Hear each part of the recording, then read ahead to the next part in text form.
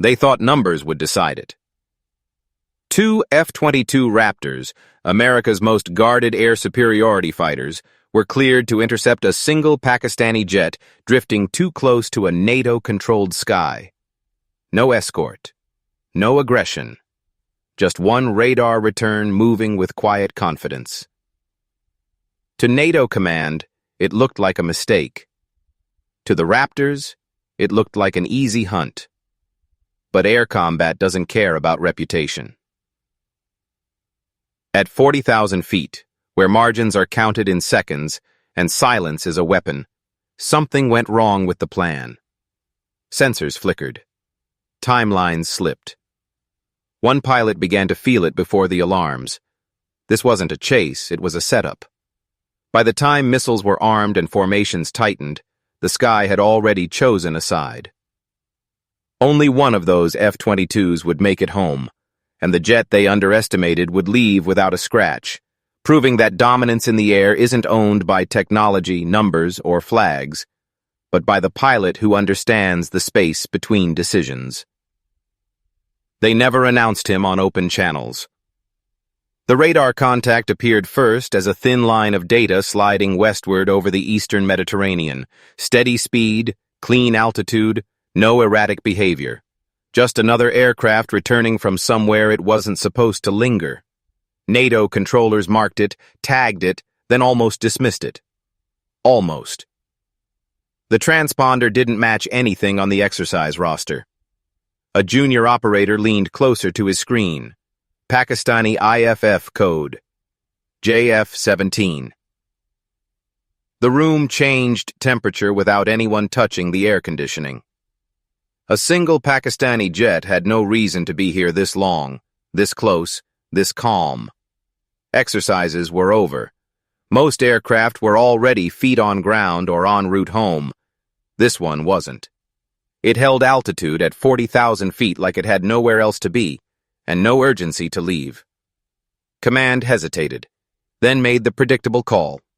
Two F-22 Raptors were already airborne nearby, loitering at the edge of the zone. Clean, silent, superior by every measurable statistic. They didn't need orders spelled out. The vector was shared. The hunt began.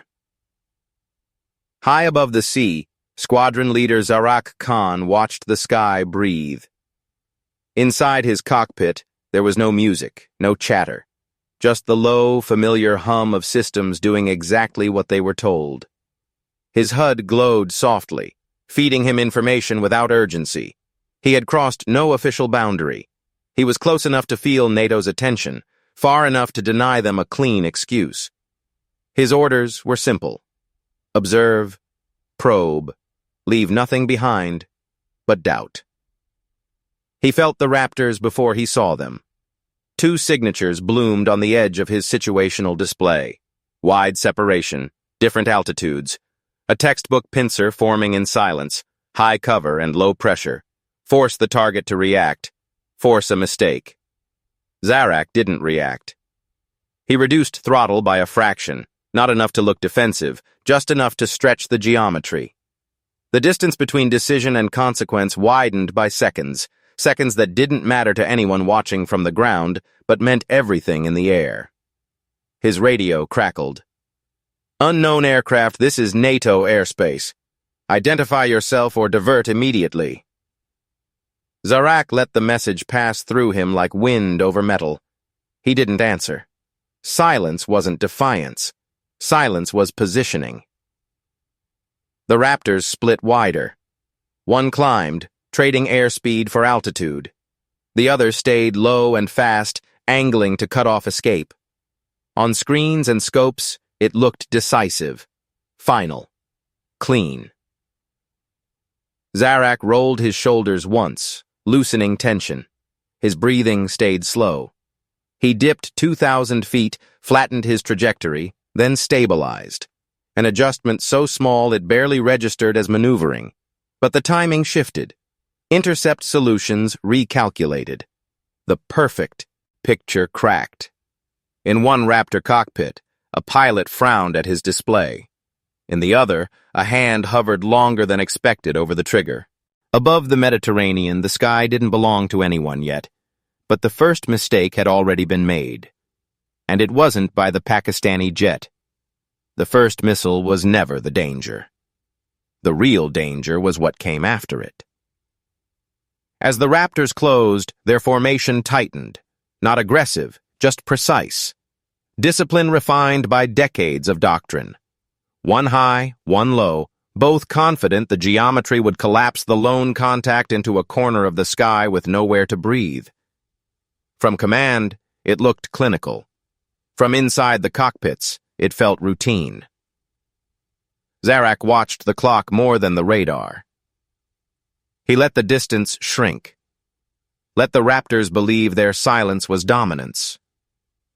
The HUD fed him a calm stream of data: closure rate, angle off, energy states. He didn't chase information, he filtered it. Somewhere behind him, a tone began to flirt with audibility, the faint suggestion of a lock forming. He didn't move yet. In the upper Raptor, Captain Rhodes frowned. The intercept solution kept drifting. Not wrong, just late. He keyed his mic. Target's adjusting speed, minor. Recalculate. Below, Lieutenant Markson was less patient. I've got tone, he said. He's clean. Give me the green. Rhodes hesitated. He couldn't explain it, but the picture felt shallow, like a lake that suddenly drops away. Stand by, he replied. He's doing something. Zarak did it then. He reached down and powered off a single active sensor band, quietly, deliberately. The jet's profile changed just enough to introduce doubt. Not disappearance. Ambiguity. On the Raptor's displays, the contact smeared for a heartbeat, then snapped back. Harmless to anyone who hadn't seen it before. Unsettling to those who had. Wait, Rhodes said. Hold fire. Markson didn't. Fox 3. The missile left the rail without drama, a controlled release followed by acceleration that pressed Markson into his seat. It was the shot they'd practiced 1,000 times, beyond visual range, low probability of escape, force the target defensive, end the problem early. Zarak smiled, not because he was confident, but because the containment phase had begun. He rolled right, inverted hard, and pitched into a negative G dive that pushed the airframe to its limits. The maneuver wasn't flashy. It was violent and brief, designed to break assumptions.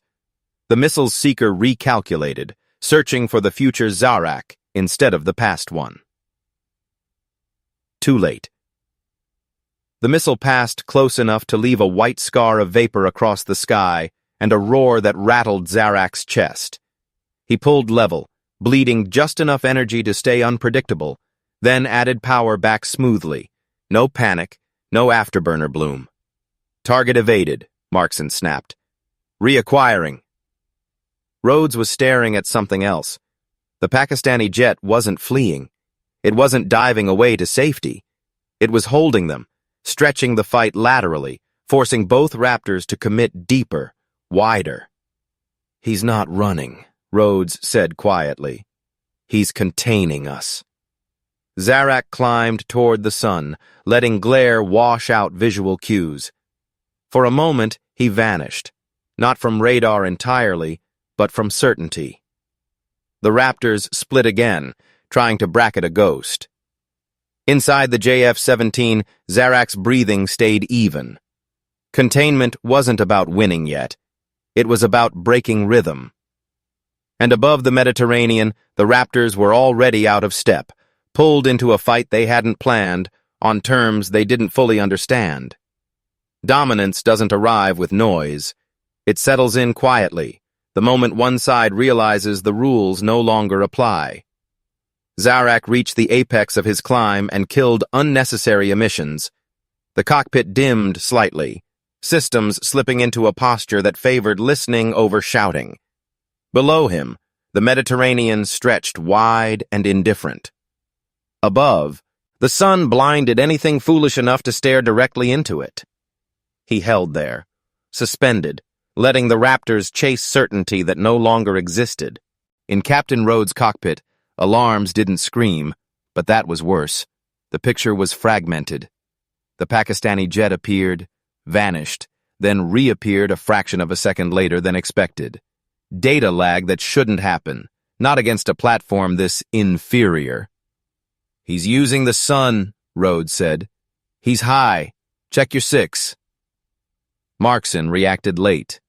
He hauled back on the stick, engines howling as he tried to claw altitude and angle at the same time. The maneuver cost him energy, just enough. Zarak rolled inverted and dropped. For a heartbeat, the JF-17 existed exactly where no one expected it to be. Behind the formation, inside the decision loop, geometry aligned not by speed or stealth, but by patience. His HUD confirmed what his instincts already knew. Perfect angle, clean solution. 2 tones whispered into his headset. In Markson's cockpit, the threat receiver screamed, "Rhodes! He's locked!" The sentence never finished. Rhodes saw it all unfold in fragments. Markson's jet pitching hard, flares punching into the air, the formation collapsing under its own momentum. His own systems flickered, static bleeding across radar returns, comms stuttering as if the sky itself had become hostile. Zarak had activated it then. The pod. It wasn't standard issue. It didn't exist in NATO threat libraries. A passive jamming system tuned not to overwhelm but to confuse, to look like malfunction, like atmospheric noise, like coincidence. The Raptors didn't know what to fight because they didn't know what they were seeing. Markson lost visuals, Rhodes lost coordination, and Zarak pressed. He fired. The missile didn't rush. It climbed, corrected, and hunted with cold precision. Markson broke hard left, dumping flares in a desperate fan behind him. The countermeasures bloomed bright and useless. Impact came as a muted thunderclap.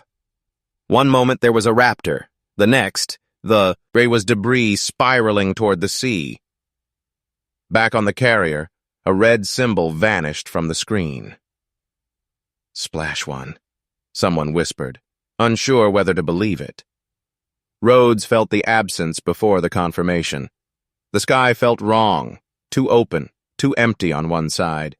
Static filled his ears, then cleared just long enough for him to hear his own breathing. "Markson's down," he said finally.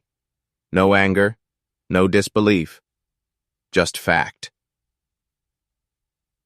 Zarak didn't pursue immediately. He slid in behind Rhodes, close enough for the systems to bite. The lock tone filled the American pilot's headset, the sound every Raptor pilot trusted, now turned against him. Rhodes froze. This wasn't a drill. This wasn't a contest of machines. This was dominance.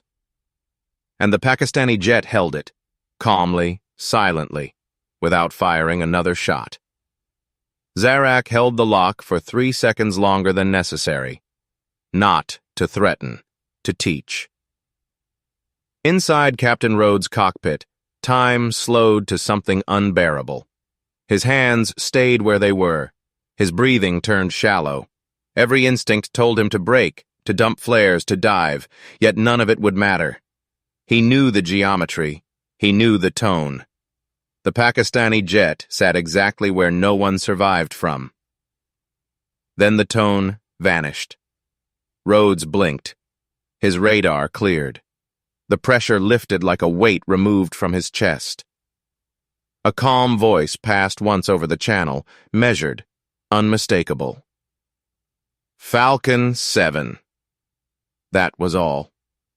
Rhodes didn't answer with pride or defiance. He answered with truth. Raptor lead disengaging, returning to base. No excuses, no last stand, just survival. He banked west and left the sky behind him, knowing he would replay those minutes for the rest of his career. Behind him, the JF-17 didn't follow. It never needed to. Above the Mediterranean, silence returned. But it was a different kind of quiet. The kind that settles after something irreversible has occurred. Zarak leveled out, powered down non-essential systems, and checked his fuel. 63%. No damage, no alerts. The jet felt exactly the way it had before the encounter, obedient, steady, unimpressed by what it had just done. Mission complete. On the NATO carrier below, no one spoke. Radar replayed the moment again and again. 2 contacts in, 1 contact out.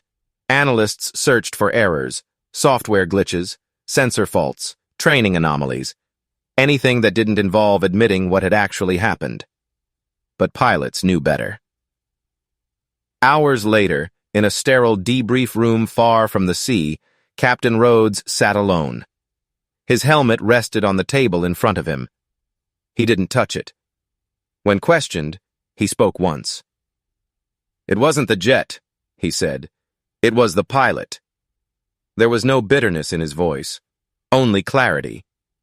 "He didn't beat us with speed, or stealth, or weapons. He beat us with control." Back home, Zarak's wheels touched down on a quiet runway just before sunset. No cameras, no banners, just a ground crew chief waiting with a clipboard. "Any issues?" the chief asked. Zarak shook his head. "Minor turbulence." The flight log told the rest of the story. 1 kill confirmed, 1 lock held. 2 F-22s committed, only 1 returned. No press releases followed, no statements. The incident was buried under the language of exercises and anomalies. Officially, nothing happened. Unofficially, everything changed. In flight schools, secure chats, and late-night hangars, the story spread, not loudly, but carefully. A reminder passed between professionals. Technology can dominate the sky. Numbers can shape the fight. But in the end, air combat still belongs to the pilot who understands timing, silence, and restraint. That day, Pakistan didn't just win a fight. It left a question hanging in the air, one no radar could ever erase. And the sky remembered